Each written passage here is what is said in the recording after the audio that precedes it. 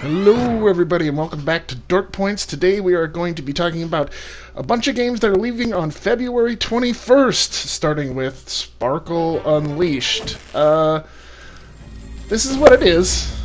It's like Peggle meets Columns. It's okay. I enjoy it some of the time. I don't know, the whole setup, like the ornate balls and the grass and stuff, is, almost kind of boring, or I don't know if I like that style. There's something really old school about it, but I don't know. I don't know that I dig the visual style of this game. But overall, it's okay. That's all it is. Right, moving on to Cinemora EX. I have talked about this one before. And again, all these games are leaving PS Extra. So they're free to play on PS Extra, but they're leaving on February 21st.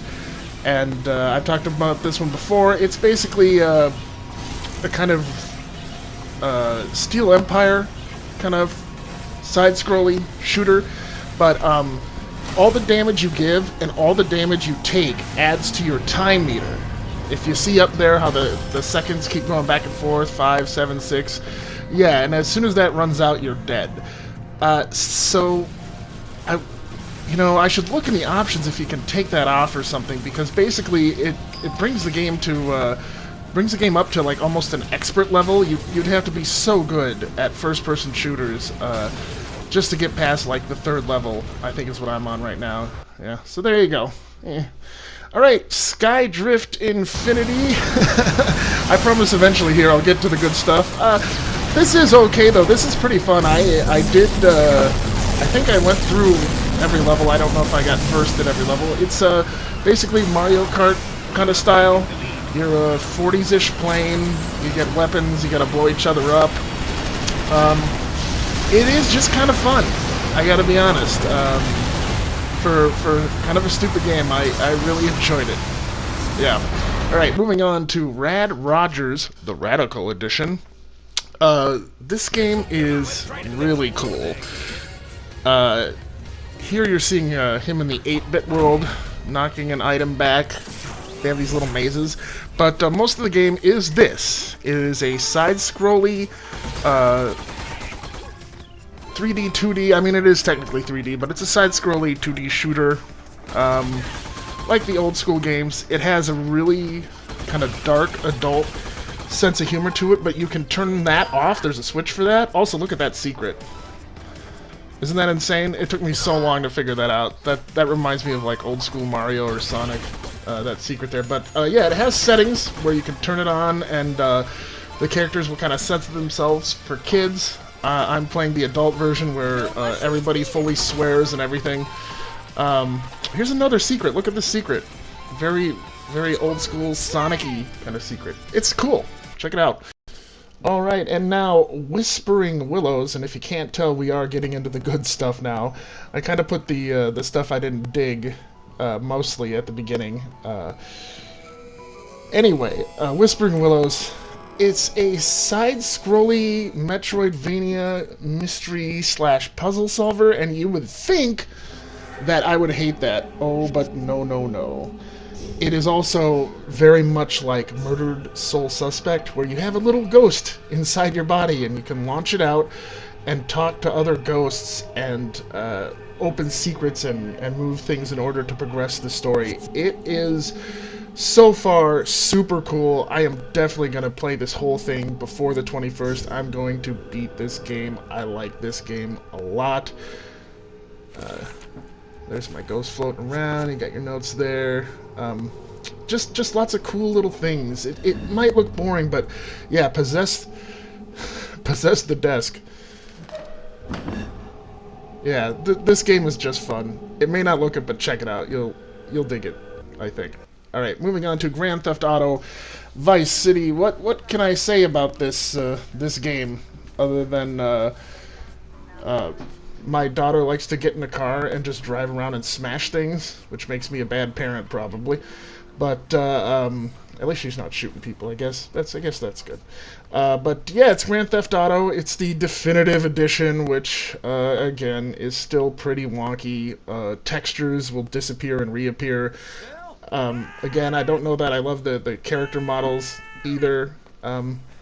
But yeah, it's, you know, if you want to relive that old time, I've been enjoying it, and it goes away on the 21st. It's a pretty quick playthrough too, actually.